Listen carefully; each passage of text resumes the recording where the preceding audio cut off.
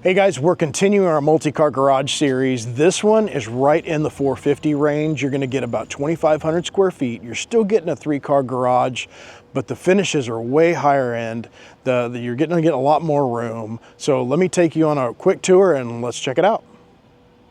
Very attractive brick and stone elevation. Lots of natural light coming through this front door. Good size office.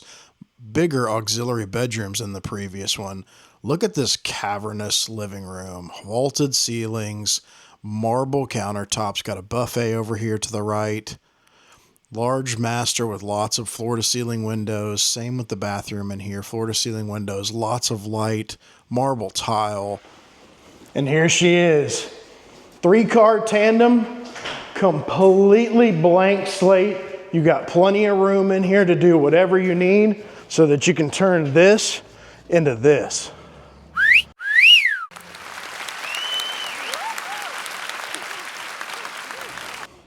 Pretty nice, huh? Wait, what was that? This is still not enough for you? You want to see more? Okay, let's go.